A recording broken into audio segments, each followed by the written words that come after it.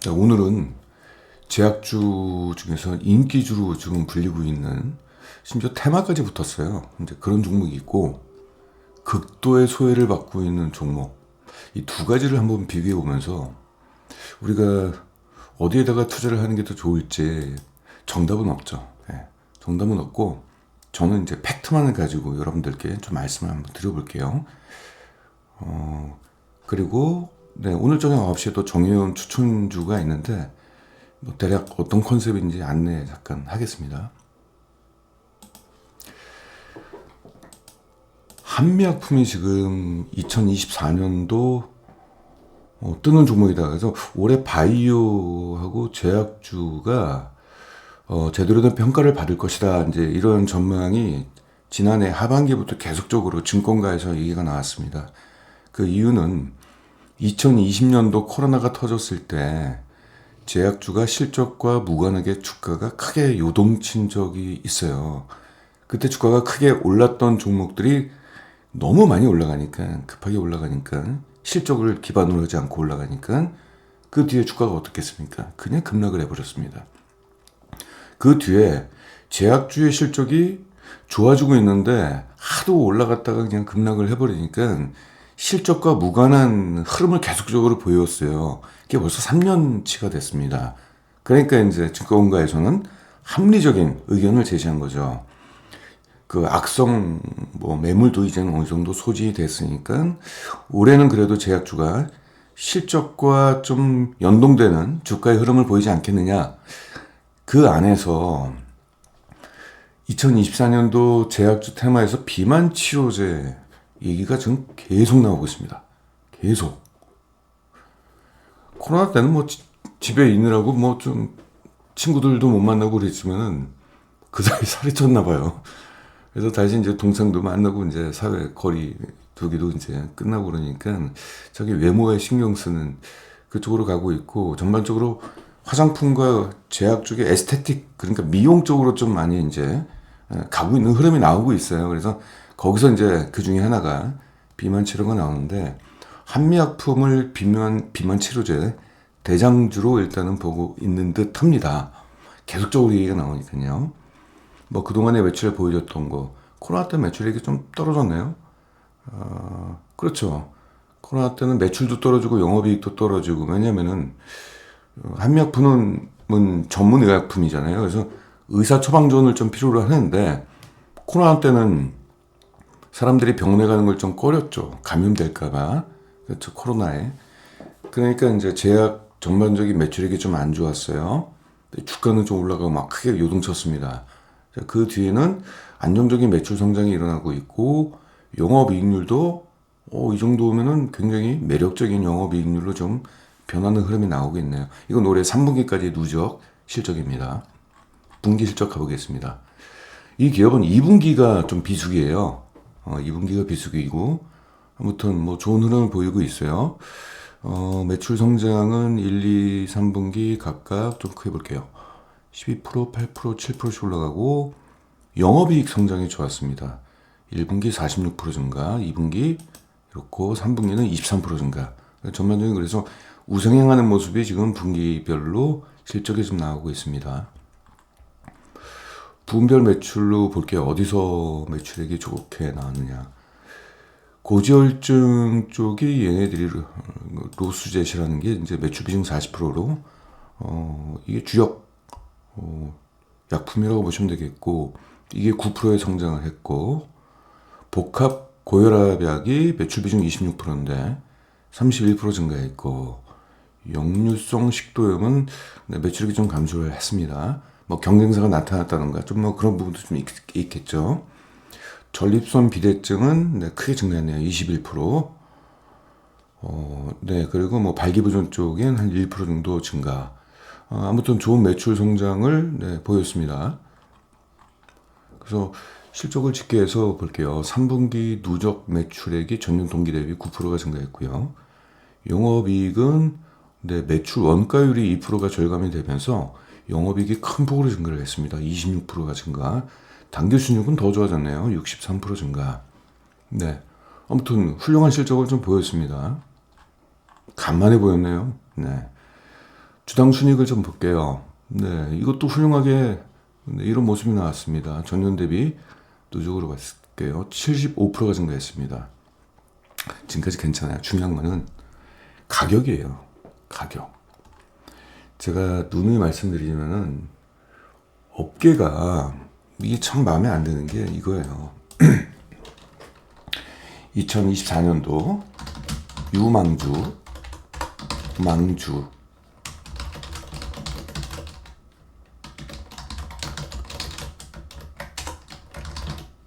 자,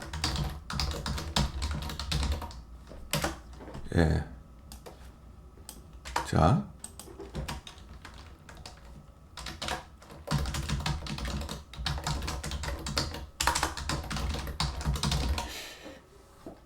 미리 주가를 끌어올린 뒤에 2024년도 유망주라고 막 떠들어요. 이거.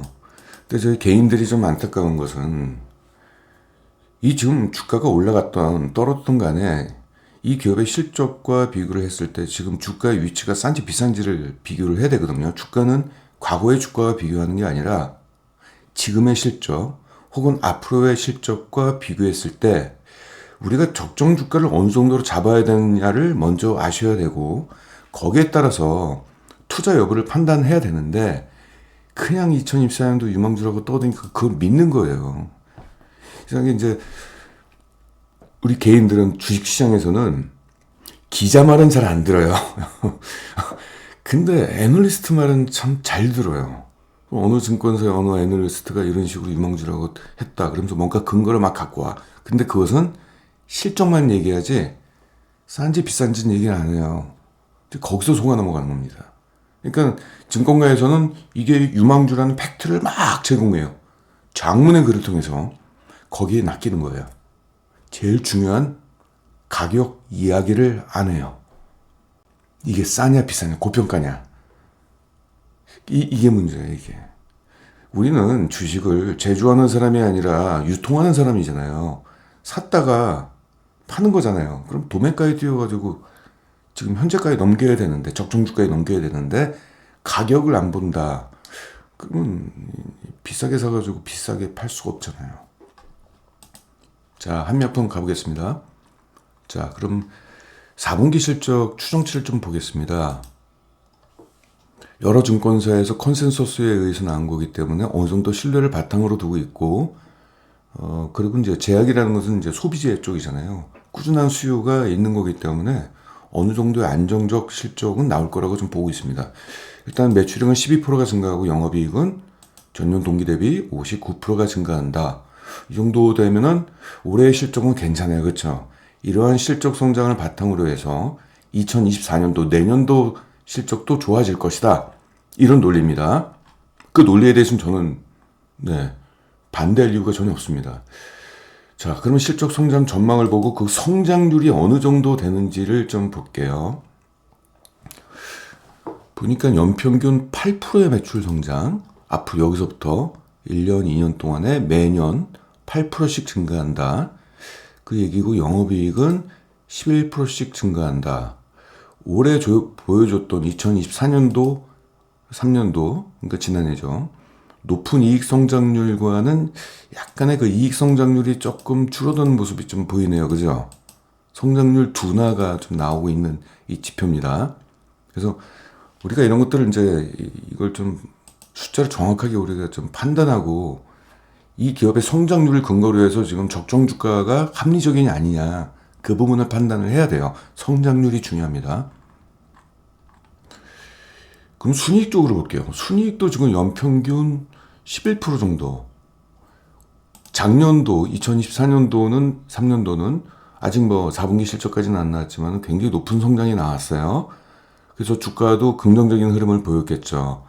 근데 2024년도 순이익은 워낙 작년도에 높게 성장하다 보니까 기저부담 때문에 9%밖에 성장을 못하고 그 다음에 대략 한 요 정도로 업계에서는 그렇게 전망을 하고 있습니다. 근데 성장률이 그렇게 꽤 높지는 않다. 이런 거고요. 다만 비만 테마만 있다. 자, 투자 포인트를 업계에서 얘기하는 거를 제가 가져와 봤습니다. 비만 치료제 임상 3상 돌입에 따른 신약 가치가 주가에 반영되기를 좀 기대한다. 이런 얘기입니다. 이제 즉 테마가 나왔다 이거지요. 그 테마가 주가에 반영되기를 바란다. 국내 비만 치료제 시장은 연평균 16%로 빠르게 성장하고 있는데 한미약품에 뭐 에페글레나타이드라는 게 있어요. 이게 비만 치료제 이름인데 지난해 11월 달에 비만 치료제 국내 3상이 신청 허가를 획득했어요. 그때부터 주가가 반등하기 시작했습니다. 근데 이 약이 나오려면 2027년도 1분기 출시가 예정돼 있다. 2027년도로 좀 보고 있습니다. 꽤 많이 남았네요. 국내에서 가장 빠른 비만 치료제 출시가 일단 기대된다. 그래서 이게 대장주가 됐어요. 우리나라 이제 제약회사 중에서. 해외 쪽은 한 3개 정도가 나온 걸로 출시가 된 걸로 알고 있습니다. 지금 현재 판매가 되고 있는 게 제 기억이 맞다면 한 3개 외국 제품들이 지금 팔리고 있어요. 그리고 한미약품은 아시아인에 맞는 비만 치료제를 개발할 예정이고 특허 만료가 2030년이에요. 좀 이상한 게 2027년도 1분기에 출시가 돼서 3년 이후에는 특허가 만료가 된다. 근데 아무튼 이런 부분이 있습니다. 자, 그래서 국내 비만 치료제 시장의 규모를 좀 과거에 있었던 2018년도부터 최근까지 보니까 연평균 성장률이 한 16% 정도 성장을 했어요. 그래서 이걸 가지고 얘기하는 것 같아요. 이거 올라간다라는 게. 참 여기서 이제 어떤 분이 유튜브에다가 답변을 좀 남겨놨습니다. 연평균 성장률 어떻게 구하는 거나 이거를 궁금해 하시는 분들이 굉장히 많으시더라고요. 본인들이 적정 주가를 산출할 때 연평균 성장률이 중요하다고 말씀드리니까 이거 어떻게 산출하냐 이겁니다. 제가 다시 해볼게요. 이거는 네이버에다가 연평균 성장률 구하는 법 하면 나오는데 제가 그냥 하겠습니다. 그거 좀 복잡하게 나왔어요. 그 블로거들이 자기 좀 자랑하려고 자꾸 희한하게 하는데 그냥 자 원하는 기간을 자기가 설정을 해요. 그러면 최근 데이터 이거 나누기입니다. 이거 나누기. 그 다음에 타겟 어디서부터 할 것이냐 여기. 그리고 다시 가로 닫기 한 뒤에 함수 집어넣어요. 그 눈썹 하나 집어넣으시고 다시 가로 열기 하고 1년, 2년, 3년, 4년이잖아요. 그러면은 가로를 거꾸로 했네. 1 나누기 4 가로 닫고 마이너스 1. 우리가 수학 공부할 필요는 없으니까 그냥 여기 있는 거 외우세요. 자기가 원하는 타겟팅 한 거 그리고 1, 2, 3, 4년 그럼 여기 4 집어넣고 이렇게 하면 연평균 성장률이 구해지고요. 그게 싫다 그러면 하나씩 나눠서 합산해버려요. 전년 대비 얼마나 성장했는지 성장률을 구하시는 거예요. 전년 대비 성장률 구했죠? 엑셀로 하면 쭉 갖고 오면 나옵니다. 그럼 이걸 다 더해요. 다 더한 뒤에 평균값으로 나누면은 비슷하게 나와요. 요거 마지막으로 좀 할게요. 요거 해서 4개잖아요. 그럼 요거 나누면 돼요. 그냥. 비슷하게 나옵니다. 여기는 이제 17%로 나오고 여기는 17% 여기는 16%로 나오는데 우리가 주시장에 수학 공부를 한 거 아니잖아요. 대략적으로 성장률의 어떤 기울기 높이가 한 업사이드가 어느 정도만 나오느냐 요것만 알면 되니까 이 2가지 방식으로 연성장률을 구하시면 되는 겁니다. 아무튼 자, 요 정도 답변이면 될 것 같고 또 궁금하신 것은 뭐 네이버나 이런 포털에서 검색하시면 다 나오더라고요. 그럼 향후에는 어떻게 되느냐? 미래에셋에서 전망한 거를 갖고 왔는데 여기 2022년도 아까 여기 숫자 있으니까 시장 규모가 1757억이에요. 앞으로 연평균 한 19%씩 올라가가지고 2030년 정도가 되면은 한 7천억 정도 된다라고 전망을 해요. 일단 성장률은 높아요. 다만 제가 여기서 좀 문제 제기를 하고 싶은 게 국내 비만 치료제 시장 규모가 너무 작아요. 이게 단위가 억 원입니다. 1757억? 이게 지금 그러면 이쪽 시장에 2027년도 뛰어들어가지고 점유율 몇 프로 먹겠냐 이거죠. 한미약품 볼게요. 최근에 주가가 저점과 고점 대비 이 이슈가 나오고 나서 주가가 45%가 증가했어요. 한미약품 보겠습니다. 올라가고 나서는 조정을 받았는데 여기서부터 여기까지 무려 45%가 증가했어요. 여기까지. 근데 그게 시총 규모로 보면 1조가 넘어요. 이게 비만 치료제 시장은 지금 현재 이거고 2030년 7천억 바라보고 벌써부터 1조가 넘어갔다는 얘기는 아니잖아요. 이게 전체 시장 규모입니다. 이 안에서 지금 비만 치료를 지금 우리나라에서 지금 비만 치료를 연구하는 그쪽 여러 제약사가 있을 것이고 기존에 해외에 있는 제약사가 있을 것이고 이쪽 시장에 뛰어들어가지고 점유율 몇 프로 먹냐 이거죠. 10% 먹는다고 그래봤자 700억밖에 안 될 텐데 물론 뭐 해외 수출도 있고 그렇지만은 특허 종료율이 2030년이란 말이죠. 이게 또 특허 만료가 그랬을 때 뭐 제가 뭐 그래요 일종 규모라고 치죠. 그럼 뭐 이미 주가에 다 반영이 된 거나 마찬가지일 뿐만 아니라 이 정도까지 과연 한미약품이 이 정도까지 주가가 오를 정도로 비만 치료제가 그렇게 큰 시장이냐. 이게 1조 7천억이면 또 몰라요. 또 이게 지금 1조 7천억짜리가 앞으로 연평균 19%씩 증가한다. 뭐 그래가지고 몇 배 올라간다. 그러면 또 모를까. 지금 약간 좀 오버하는 것 같아요. 아무튼 이건 이제 개인적인 의견이 살짝 들어갔다는 거. 허나 팩트를 기반으로 해서 의견을 좀 넣었습니다.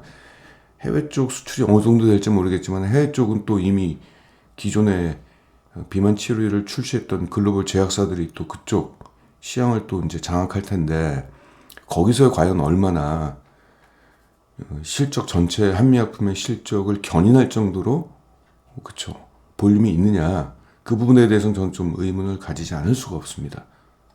얘들이 지금 현재 매출액을 볼게요. 연간 매출액이 지금 1조 한 5천억 정도가 지금 되는 기업이거든요.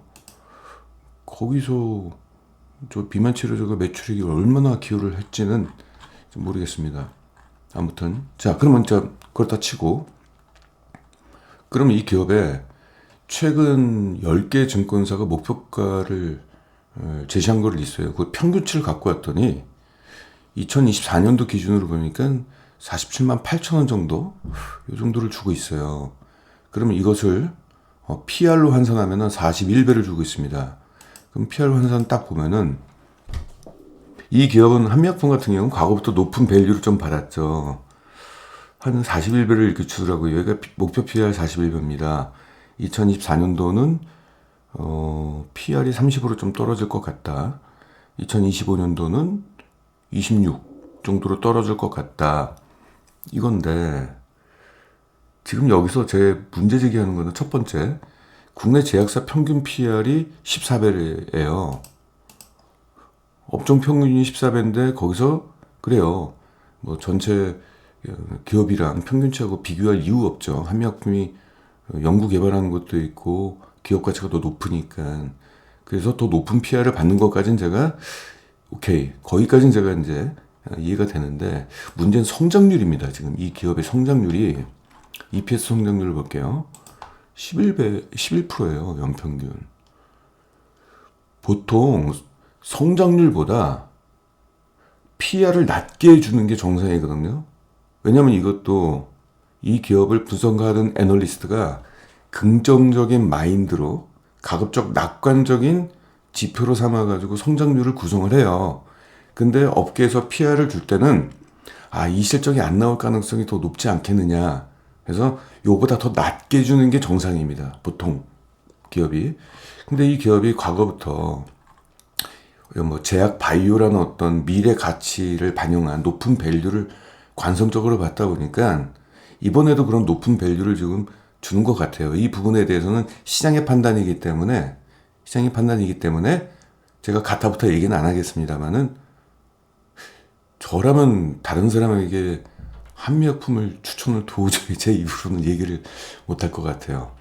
그리고 지금 2023년도 이 PR을 적용하면은 26%가 더 올라가야 돼요. 그래서 44만 원이 적정 주가가 되는 논리입니다. 44만 원이면은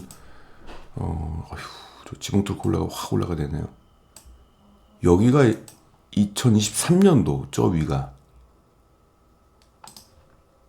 그러니까 2023년도 아직 뭐 4분기 실적이 안 나왔으니까 아직 유효하거든요. 44만 원이면 여기, 네, 44만 원 정도. 여기 내년도는 48만 원.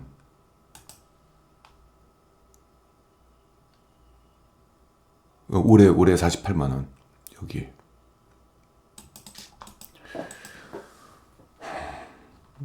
그러니까 과거 2018년도에 주가 떨어지기 전에 그쪽에 좋았던 추억을 기대하고 있는 것 같습니다만은, 주가가 올라가기 위해서는 성장률을 근거로 좀 잡는 게 맞는데 이제 그렇지 않고 있어요. 그리고 성장률에 근거하지 않고 자꾸 이상한 얘기를 갖다 붙이더라고요. EBITDA를 두고 있는데 EBITDA를 어떻게 15배를 줘요? 영업이익에 15배를 주는 것은 글쎄요.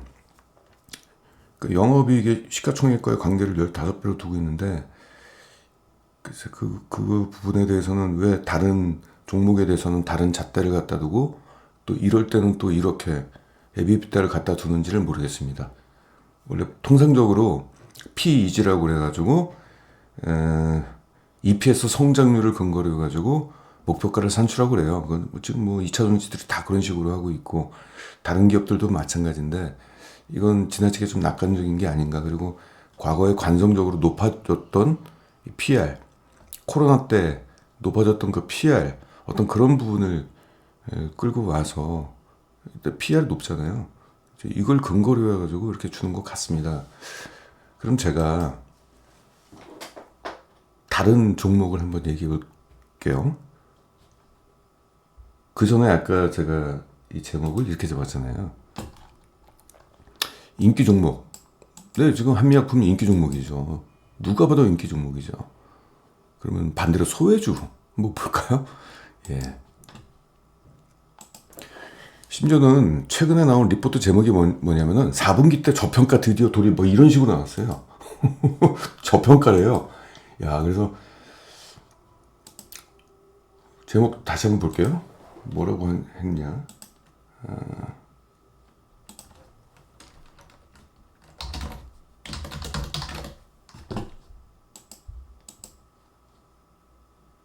한미약품 저평가의 계절은 계속된다. 1월 8일자 어저께 리포트입니다. 1월 8일자. 네, 뭐 호실적 유지. 예. 호실적 유지. 예. 이게 호실적. 연평균 11%. 자, 그럼 제가 소외된 얘기를 제 만화로 한번 좀 해보겠습니다. 이 애니메이션, 이 만화를 그렸던 분은 제가 알고 있기로는 거의 15년 이상 됐던 분인데, 만화가 지망생이었던 것 같아요. 그래서 제가 사진이 너무 재밌어가지고 전화통화까지 해가지고 이걸 제가 좀 이렇게 다른 개인 투자자들한테 보여줘도 되느냐 그랬더니 아이고 영광입니다. 그래가지고 오늘 또 보여드리게 됐습니다. 이 원숭이들이 여기 모여 있어요. 바나나를 먹고 싶어 하는 거예요. 그쵸? 시소가 있어요. 점프하니까 뭐 따먹을 수가 없잖아요. 바나나를. 사람들이 다 여기 모여있네요. 모여있으니까 여기가 이렇게 시소가 낮은 상태로 있겠죠.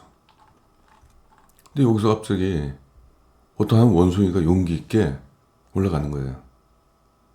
그렇죠. 무게는 여기서 지탱하고 있으니까 무너지지 않고요. 결국 원숭이가 바나나를 맛있게 먹는 겁니다. 성공하죠. 소외된 종목을 빗대서 얘기하는 겁니다. 그러더니 갑자기 원숭이들이 단체로 우르르 와요. 먹으려고. 처음에 몇 명 소수가 온 건 또 수익성이 있겠죠. 우르르 오니까 어떻게 돼요? 이제 이렇게 돼버리고, 또 기다렸던 원숭이는 또 뜻밖의 또 먹게 되고. 그러니까 사람 많은 데 가면은 안 되는 것 같아요. 근데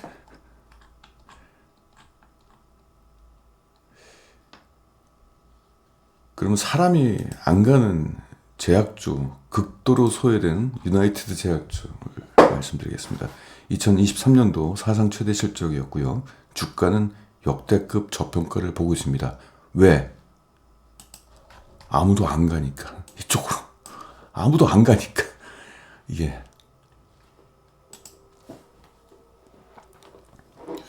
자, 이 기업에 대해서 그럼 우리가 한번 제가 준비한 자료를 보시고 여러분들께서 직접 한번 평가하시는 시간을 좀 갖도록 하겠습니다. 일단 이 기업은 다른 기업도 마찬가지지만 계량신약에 특화된 제약사다. 계량신약, 오늘 키워드는 이겁니다. 지금 현재 이 기업은 14개 품목의 계량신약을 출시를 이미 했고요.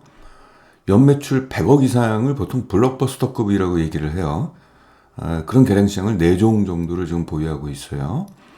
앞으로 현재 30개 품목의 계량신약을 지금 연구 개발을 하고 있습니다. 그래서 이것들이 매년 하나씩 나오는 것 같아요, 이게.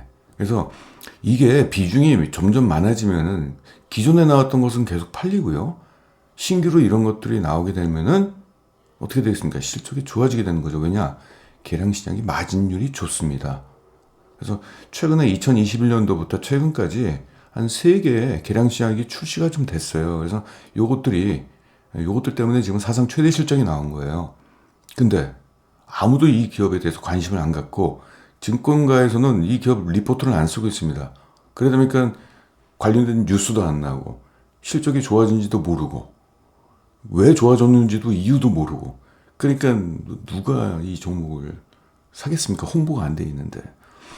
지금 여기 매출 비중 보면은 2022년도 기준으로 보면은 계량신약 비중이 지금 54%예요. 이게 지금 점점 증가하고 있습니다.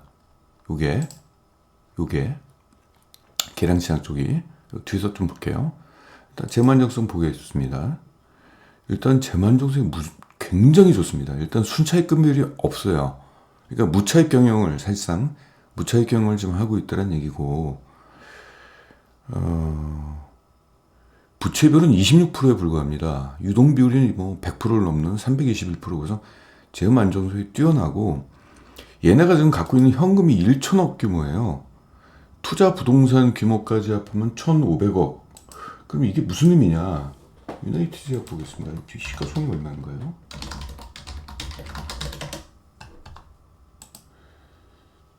시가총액이 4,200억이에요. 4,200억인데 시가총액 4,200억, 1,500억.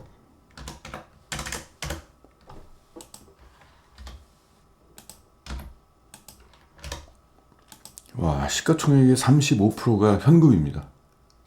무진장 저평가되어 있다는 얘기죠. 이게 영업 가치가 그러면은 영업 가치가 현금 가치 빼고 그러면은 영업 가치 2,700억으로 좀 낮게 형성이 돼 있다. 아무튼 재만족성이 좋다 얘기했습니다. 이것 때문에 주가 오르는 건 아니죠. 계량신약이 이건 뭐냐? 안정성, 유효성, 유용성이 기존 의약품에 대비 개량되었거나 아무튼 뭔가 더 좋아졌다. 예를 들어서 배합 비율이 좋거나 그리고 투여 경로가 좀 다르거나 뭔가 달라야 돼요.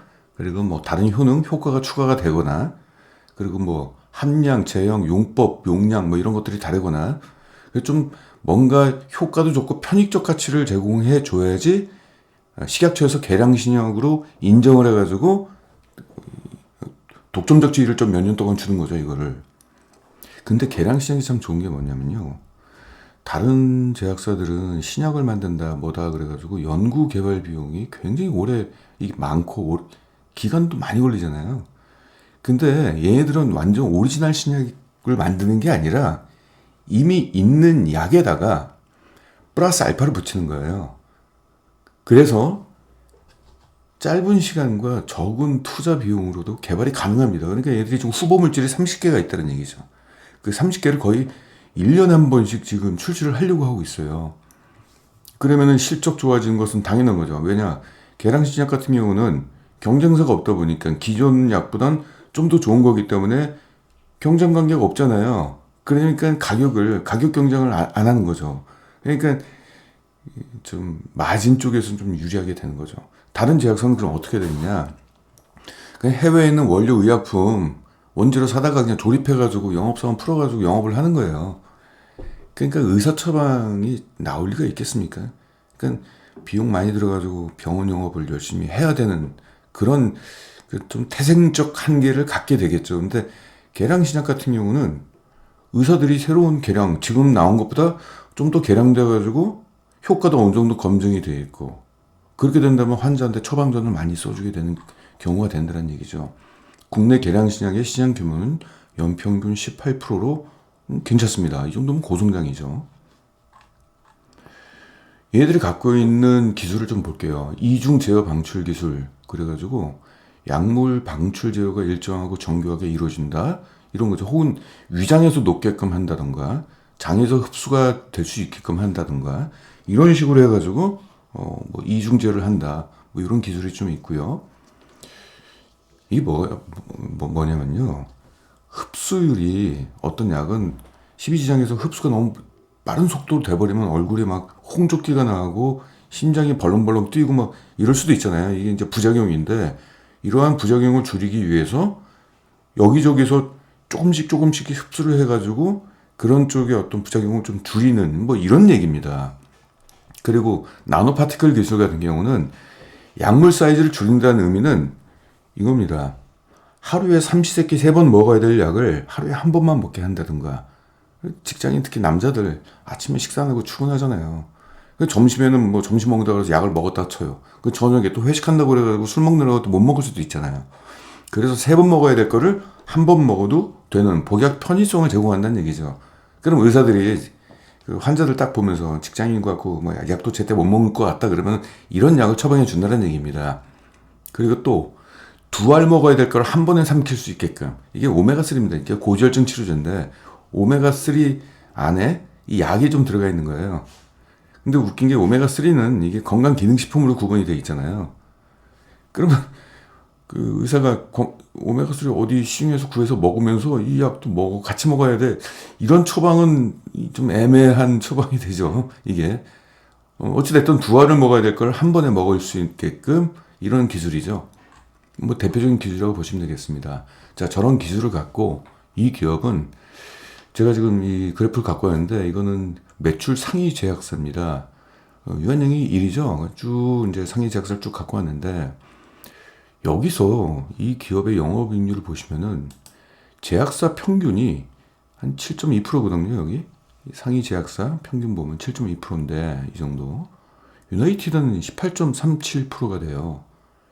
이게 바로 다른 기업 같은 경우는 가령 이제 2가지죠. 저도 정확하게 알지는 못하고 있습니다만은, 첫 번째 아는 것은 신약 개발한다고 해서 엄청난 비용, 연구 개발 비용이 들어간다는 거. 두 번째, 그냥 원료 의약품 사다가 그냥 따분하게 남들 만든 약하고 차별 안 되는 거 그냥 가격 경쟁 일삼아 가지고 영업해가지고 팔려고 이러다 보니까 영업이익률이 높지가 않는 부분이 좀 있는 것 같아요.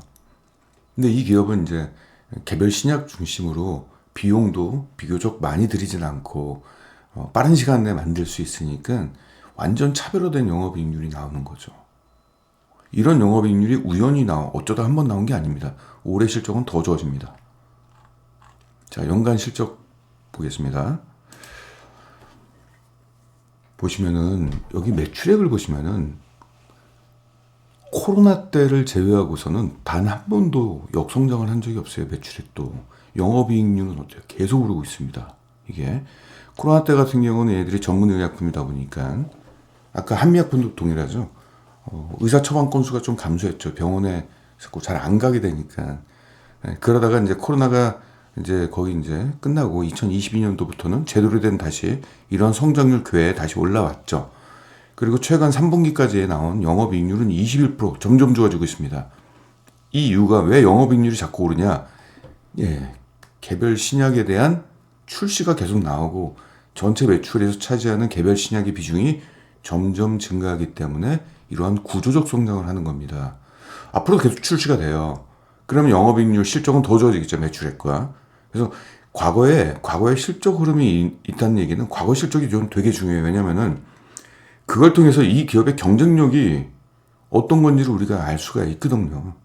실적이 들쑥날쑥하면은 앞으로 투자를 못 합니다, 이게. 아무튼 이런 게 좀 있다. 그래서 과거 안정적인 실적을 보인 만큼 앞으로도 안정적 실적이 나올 수 있다는 것을 우리가 약간 좀 기대할 수가 있겠죠. 최근 분기 실적을 보겠습니다. 아주 좋게 나왔습니다. 분기 실적. 자, 매출액이 8%, 6%, 9, 7% 올라갔지만 영업이익이 높은 성장을 보였어요. 개별 신약, 즉 고마진 제품이 자꾸 출시가 되고 그 부분이 의사처방전에 의해서 매출액이 증가하니까 영업이익이 1, 2, 3분기 각각 13%, 31%, 28%가 증가를 했습니다. 근데 여기서 이제 순이익이 성장률이 좀 그렇죠. 일회성이익이 나왔어요. 이게 작년 3분기에 순이익 나왔는데 그건 좀 뒤에서 말씀드리겠습니다. 일단은 매출 좀 볼게요. 어디에서 실적이 좋아졌는지를 보겠습니다.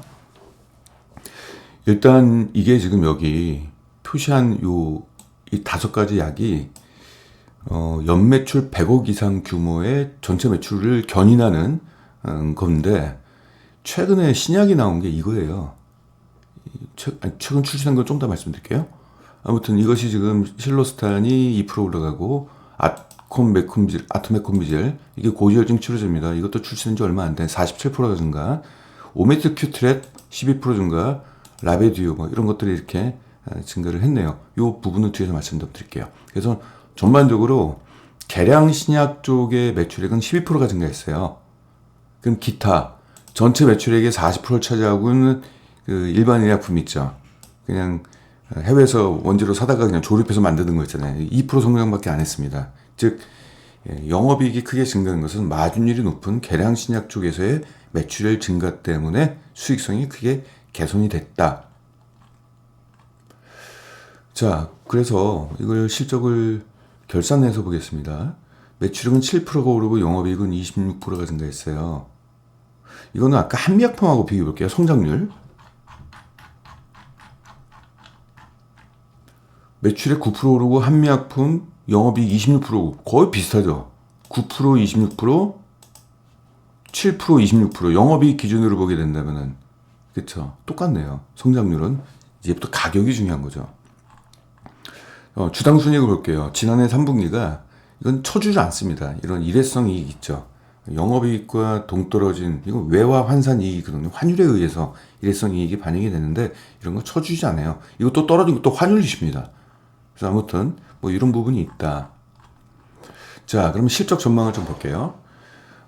꾸준한 처방전이 나오고 특별히 연간 실적에서의 뭐 변화가 없기 때문에 3분기 누적 실적의 흐름을 가지고 연간 실적을 전망을 할 수가 있습니다. 이 주력 제품은 실로스탄은 그냥 캐시카우 역할을 할 거예요. 성장은 더 이상 크게 성장하진 않는 것 같아요. 이 정도 풀이면은 우리나라에서 처방전은 성장은 안 하고 대신 꾸준한 매출액은 나올 것이다. 그래서 기존 제품은 계속적으로 실적이 나온다라는 거. 자, 여기서 새로운 블록버스터급 개량 신약이 실적이 전체 실적을 견인하는 거죠. 이게 출시된 지 얼마 안 됐어요. 2021년도에 이때 한번 나오고 2022년도하고 비교했을 때 3분기까지 누적 실적이 한 요 정도 올라가가지고 올해 38% 정도 증가할 걸로 좀 보여주고 있습니다. 요거는 고지혈증 치료제고 오메가3하고 다른 약이 복합제 두 개 약을 한 알로 먹을 수 있다라고 아까 설명했던 그 약입니다. 굉장히 높은 성장이 나오네요. 이게 300억 정도 됩니다. 네, 오메트 큐트렛은 고중성 지방혈증 치료제. 잘 모르겠네요, 저는 여기까지는. 네, 한 9% 정도 증가할 걸로 좀 보이고 있고요. 라베듀는 위장약 한 60% 정도 이거고 아까 이게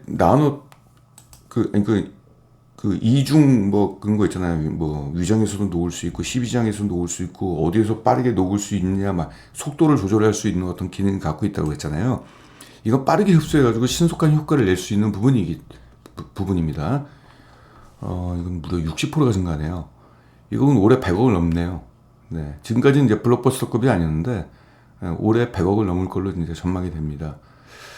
또 하나 있다면은 그러면은 아까 그 한미약품 같은 경우는 비만 치료제가 앞으로 테마가 돼가지고 이제 시장에서 좀 부각이 나타냈는데 그럼 이쪽에선 또 그러한 모멘텀은 없냐? 올해 연말에 그러니까 2023년도 연말에 이게 출시가 되는지 모르겠습니다만은 예정인 게 하나 있었어요. 만성 동맥 폐색증 치료제 출시 예정이 있고요. 여기 그러면은 이제 2024년도 실적에 좀 기여를 하겠네요. 이게 작년 연말에 나왔다라고 한다면은 뭐 안 나왔다면 올 초에 나오겠죠. 네, 이런 부분이 있고, 근데 여기서 주목해야 될 게 있어요. 2025년도 출시되는 천식 흡입제입니다. 이 규모가 좀 큰 것 같아요. 유나이티드 사업 보고서를 보게 된다면 이 얘기를 계속적으로 하고 있어요. 볼게요. 그럼 내용이 어떻게 되고 있는지. 얘네가 지금 6년 동안 이거 연구 개발했어요. 천식 흡입제를 지금까지 지금 7년차를 맡고 있는데, 난치성 폐섬유 치료제. 그래서 임상 3상 중에 있다고 합니다. 그래서 2025년도 내년이죠. 내년 1월 임상 종료 후 출시가 예정이 돼 있는데, 전 천식 치료제가 전 세계에서 손꼽아 5개 정도만 생산할 정도로 진입허들이 높은 제품, 전 이 정도는 몰랐습니다. 이게 영화나 이런 데서 보면은 이렇게 뭐 천식 환자들이 이렇게 흡입하는 거 있잖아요. 그런 걸 많이 봤는데, 이게 그렇게 생산을 하는 데가 이렇게 이게 적은지도 몰랐어요. 그래서 얘네들이 이쪽에 뭔가 좀 드라이브를 좀 걸려고 하는 것 같아요. 지금 얘네들은요, 아직 임상 3상이 마치지도 않았는데, 그러니까 임상 종료가 되지도 않았는데, 설비 투자를 멀려 다 완료를 해버렸어요. 그래서 이게 한국 우수의약품 제조품, 이건 반드시 받아야 되는 거잖아요. 그래서 별도 설비 인증까지 구축한 걸 볼 때, 매출 규모가 큰 것 같고, 사업보고서상에서 얘네들이 계속적으로 떠들고 있는 거 보니까 다른 약은 별로 얘기를 안 하는데 이걸 얘기를 좀 크게 하더라고요. 그래서 별도 설비를 구축하고 설비 인증까지 미리 받아놨다는 얘기. 자신감이 있다는 얘기죠, 이거. 이것도 그러면은 그거잖아요. 이거 개별 신약이잖아요. 그럼 기존에 전 세계 뭐 5개 정도만 생산하는 그 이쪽에서 만드는 것보다도 뭔가 특이점이 있을 거 아닙니까? 이게. 그럼 결국 특이점이 있으면 환자의 어떤 편의성이라든지 혹은 더 좋은 뭔가 효능을 발휘하는 어떤 그런 부분이 차별화가 있을 거 아니에요. 그러면 우리나라에서 천식 환자를 대상으로 했을 때 의사의 처방이 이쪽으로 쏠릴 가능성도 있죠. 어느 정도는. 이게 좀 기대가 좀 됩니다. 그래서 내년도 테마가 있다라는 거. 올해 테마는 이거죠. 신약 출시. 이게 또 실적이 어느 정도 기여를 하는지 또 매출 체크를 한번 해봐야죠. 신규 공급 계약을 또 하나 채우는 게 있습니다. 그러니까 전체 매출액이 26%좀 큰 건이 있어요. 태국이고요. 기존 약, 레보틱스라는 약이 있는데 이걸 공급한다. 총 뭐 696억인데 매출 규모는 26.5%지만 이게 5년 계약이에요. 그럼 매년 139억 원이 매출로 추가가 돼요. 연간 매출 5.3%면 굉장히 높은 수준입니다. 얘네들한테는. 얘들 매출 성장이 뭐 7%밖에 못했잖아요, 지금 연간. 거기다가 5%가 더해지는 거기 때문에 이건 괜찮은 거죠. 자, 그리고 유나이티드 제약의 영업이익이 구조적으로 좋아질 수밖에 없는 이유를 말씀드릴게요. 계량 신약의 매출 비중이 2017년도에 29%에 불과했는데 신약들을 계속적으로 출시하니까 이게 계속 높아지는 거거든요. 아까 여기서 연간 실적이 높아지는 이유를 좀 볼게요. 연간 영업이익률이 계속 올라가고 있잖아요. 영업이익 성장률이 성장률을 제가 안 갖고 왔네요. 이게 10% 14%인가 그럴 거예요, 아마. 계속 올라가고 있습니다. 이거 한번 성장률 구해볼게요. 영업이익률 구해볼게요. 영업이익 성장률이 중요하니까 제 기억이 맞다면 14%였던 것 같아요. 하나, 둘, 셋, 넷, 다섯, 여섯, 일곱, 여덟, 아홉, 9년 동안에. 뭘 잘못했네. 이거 잘못했네.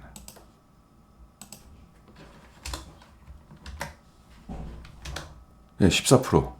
연간 14%. 이 성장률이 바로 여기서 나오는 겁니다. 이게 바로 구조적 성장이라는 얘기죠. 어쩌다 얻어 걸린 게 아니라. 그래서 여기 또 출시되는 개별 신약이 또 있잖아요. 그러면 이제 올해는 한 60% 정도로 추정이 되고 있어요. 지금 현재 계량 시장의 매출 성장하는 것 추정을 보면은 2024년도 신약 출시가 효과 때문에 더 올라갈 수 있겠죠. 2023년도 아까 새롭게 되는 게 있으니까 거기다가 2025년도에 또 천식 치료제가 또 출시가 되면은 이러한 계량 신약의 매출 비중이 점점 높아지는 구조가 되니까 영업이익의 구조적 성장이 나온다는 얘기죠. 이게 마진율이 높으니까 이런 거다. 실적 추정치를 증권사가 안 하니까 제가 일단 뭐 뭐 앞으로 2024년, 2025년도 그렇게 할 수는 없으니까 개인적인 의견은 제시를 좀 안 하려고 좀 했습니다. 그래서 지금 현재 추세로 봤을 때, 한 이 정도의 매출 성장이 나올 것 같아요.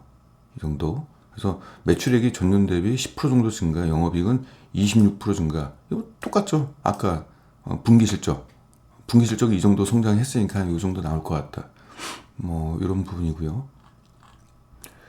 연간 주당 순이익은 좀 보수적으로 잡았습니다. 15% 정도, 전년 대비 15% 정도 증가하는 수준 정도. 환율 이슈가 있어가지고 얘들이 그 외화를 좀 달러를 많이 갖고 있어요. 달러를 많이 갖고 있는 이유는 그 매출 채권이죠. 매출 채권이 아니라 매출 채권도 있지만은 외국에서 이제 원료 의약품을 사오면서 그쪽에 이제 달러 보유고가 좀 외환 보유고가 좀 높아요. 그러니까 이제 환율 변화에 따라서 순이익의 변동이 좀 높을 것 같아가지고 이거 좀 보수적으로 일단 좀 잡아봤습니다. 이 정도. 그렇게 됐을 때 2024년이 아니라 지난해 적정 주가가 얼마였느냐. 근데 아직 사실상 우리가 지금 이게 날짜가 2024년도지만은 이 재무 관점에서 보면 아직 2023년도예요. 왜냐면은 4분기 실적이 아직 안 나왔거든요. 3월 말에 나와요. 4분기. 그래서 사실상 재무적 관점에서 보게 된다면은 2024년도는 1월 1일이 아니라 3월 말 이후가 됩니다. 그래서 지금 현재 2023년도에 실적에도 지금 그 주가에도 못 미치는 좀 상황인데, 그럼 적정 주가를 어떻게 잡았는지 볼게요.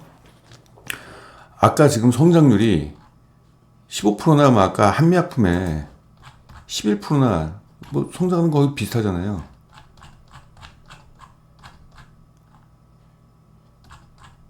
뭐 11%나 거의 비슷하잖아요. 이거 뭐 11%가 치고 이게 좀 높죠. 근데 이게 뭐 확인된 건 아니니까 둘 다 아직 실적이 나와봐야지 알겠지만은, 자, 이 기업의 연평균 목표 PR을 12배로 줬습니다. 왜냐? 제약주 평균이 PR 14배거든요. 그 14배보다 좀 못 미치는 숫자를 줬어요. 그리고 과거 히스토리컬 분석을 해보겠습니다. 어떻습니까? 목표 PR을 제가 높게 준 게 아니죠. 12배 정도면은 매년 이런 수준 나왔잖아요. 최근에는 그게 안 나왔지만 과거에 보면은 그런 수준이 항상 나왔거든요. 2022년도 확 높아요. 너무 높아가지고 실적과 무관하게 너무 높아가지고 이건 띄워버렸습니다. 그러면은 같은 제약주 평균 14배, 성장률도 비슷한 한미약품과 유나이티드는, 한미약품은 왜 비만 치료제 때문에 PR 적정 PR 41을 주고 유나이티드 제약은 턱없이 못한 3분의 1 가격 수준인 PR 11을 줬을까요? 성장률에 근거해서 그랬죠. 그러면은 여러분들이 판단하실 때 한미약품의 2023년도 상승률 26%의 주가 상승과 유나이티드 이거하고 어떤 쪽이 더 매력적으로 보이십니까?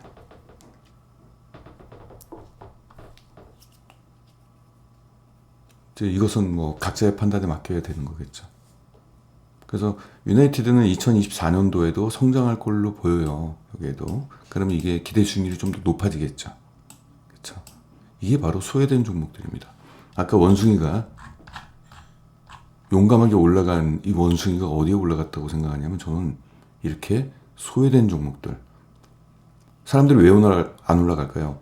아무도 알려지지 않는 유나이티드. 야, 이거 내가 들고 있으면 과연 주가가 언제 올라가는데, 어떤 시간에 대한 가치를 높게 생각하시는 분들, 그래서 단타를 치시는 분들은 저게 위험하다고 생각하시는 거고, 시간을 과감하게 내어줄 줄 아시는 분들이,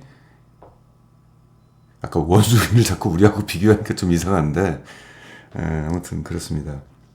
그래서 이거는 일단은 전 그래요. 고평가된 종목이 아니고 저평가된 종목이거든요.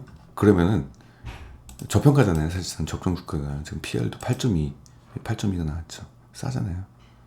그럼 이게 안전해요. 일단은 안전하고 기대 수익률도 높아요. 이런 측면에서 괜찮은 종목이 아닌가 싶고요. 주가 흐름 보겠습니다. 네, 이렇게 됐어요. 이때 올라갔던 거 코로나 때문에 그냥 뭐 또 코로나 테마 때문에 제약주 올라가고 막 그랬잖아요. 그때 올라간 거 그리고 그다음부터는 이게 실적과 무관하게 올라가니까 이렇게 됐다가 여기서 누가 집어 던졌네요. 뚝 떨어지고, 그리고 여기서 지금 실적이 점점 좋아지고 있는데 이 약성 물량이 아직까지 여기서 좀 있나 봐요. 그러니까 여기서 이제 기간 조정이 나오고 있는 거죠. 이게.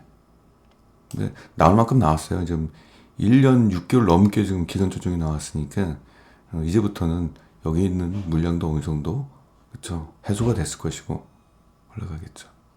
전 기술적 분석을 안 합니다. 실적과 밸류에이션에 집중하기 위해서. 그래서 아무것도 없어요. 뭐 거래량도 없고.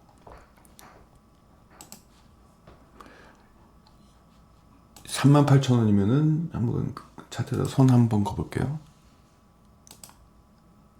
38,000원이면 고작 여기에요. 근데 이게 이제 2024년도 실적도 이제 기대가 되니까 좋아질 가능성이 있고, 내년도까지 천식 치료제까지 고민하게 된다면 1년 이상 보유하게 된다면은 꽤 높은 수익률을 좀 얻지 않으실까 보입니다. 뭐 이거는 1차 목표가고 2차 목표가는 이 위가 되겠죠.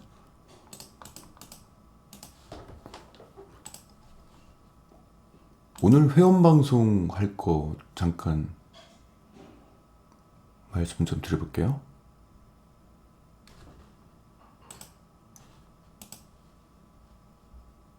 오늘 9시에 어떤 종목인지, 어떤 종목을 제가 준비하고 있는지, 뭐 종목명까지는 말씀을 좀 드릴 수 없고, 저희 정회원분들이 계셔가지고. 일단 오늘 9시입니다. 정회원 추천 예상주인데요. 사상 최대 실적을 보였고요. 역사적 저평가를 보이고 있고, 글로벌 1위 기업입니다. 국내 기업이고요. 여기에 구조적 성장이 나와서 이 저평가 강도가 2024년도가 되면은 더 세지고 앞으로도 굉장히 고성장의 전망이 됩니다. 그럴 수밖에 없어요. 이미 팩트는 답은 다 나왔어요. 글로벌 1위뿐만 아니라 이게 과점적 지위를 갖고 있어서 그래요. 그래서 시장이 성장하게 된다면은 실적 성장은 뭐 당연한 거니까. 일단 재무안정성은 우수합니다. 무차익 경영을 좀 하고 있고요. 부채 비율이 18%밖에 안 돼요. 유동 비율이 무려 100%를 초과한 482%나 됩니다. 지금까지 이 기업은 꾸준한 성장을 좀 보였어요. 코로나 때 같은 경우는 얘들이 수주기업이고, 그 전방 산업들이 코로나 때는 이게 대면 사업이다 보니까 이때 실적이 좀 안 좋게 나왔고, 그 다음에 실적이 곧바로 회복됐죠. 그럼 코로나 이전에 보면은 단 한 번도 역성장을 한 적이 없어요.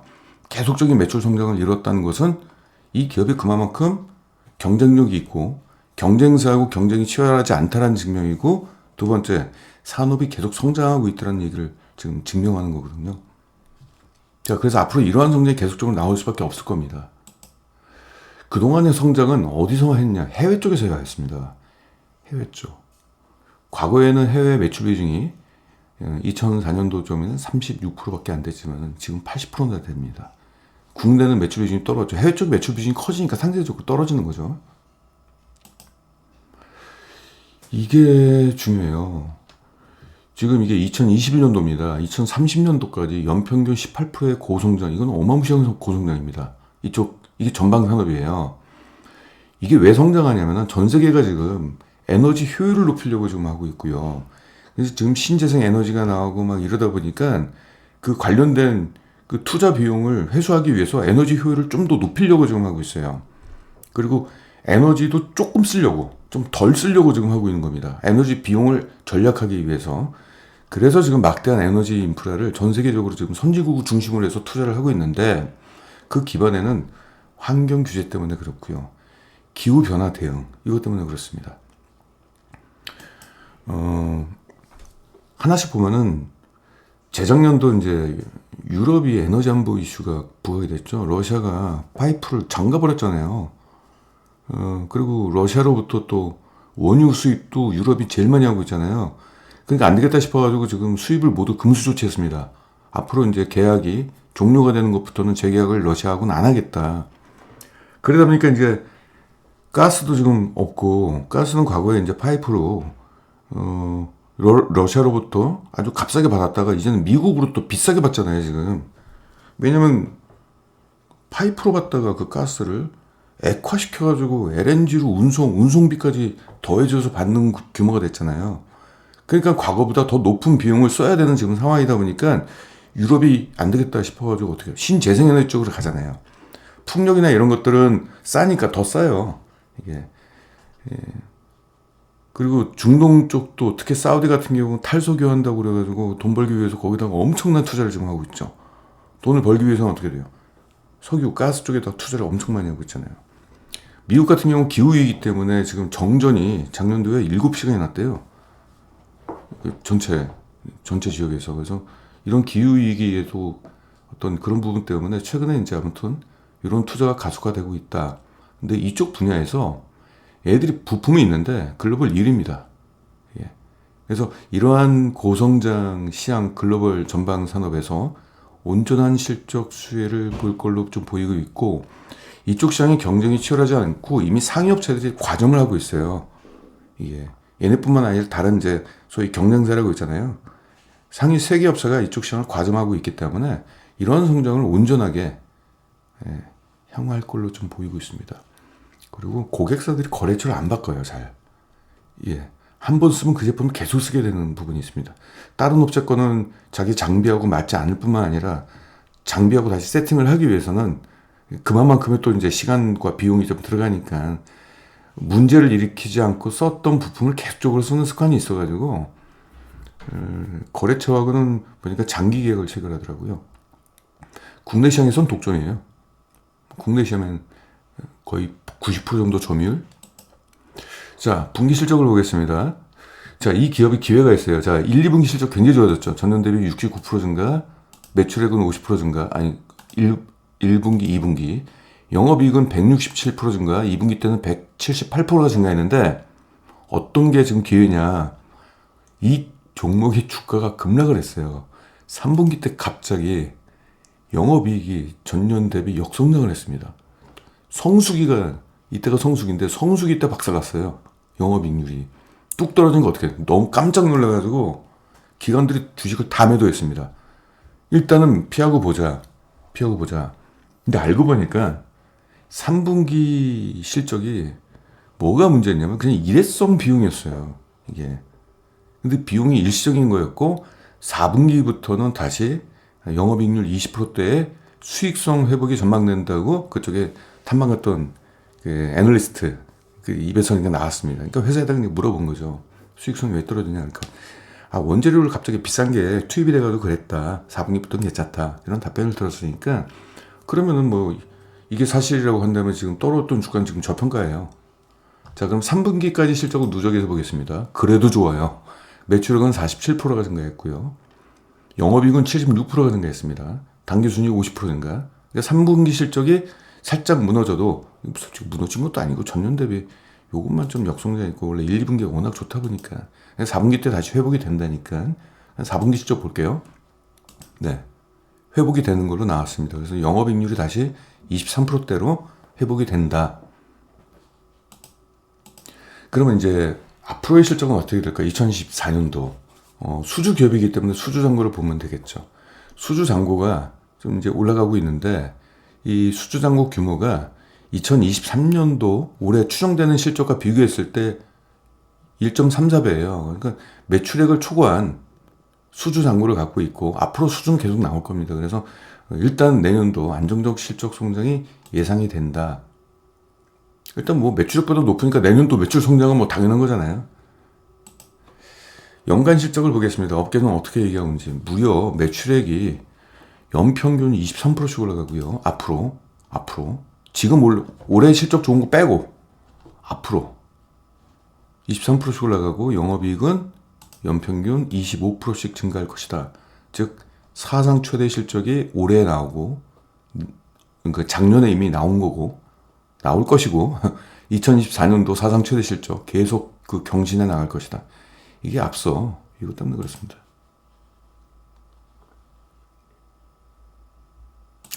EPS 역시 연평균 22%의 고성장이 얘기가 되고요. 그럼 PR을 봐야 되겠죠. 올해 PR이 역대급 저평가를 맞게 됩니다. 2023년도도 좀 PR이 9.7로 역대급이죠, 거의. 근데 2024년도가 진짜네요. 진짜 가장 낮은 PR이 나옵니다.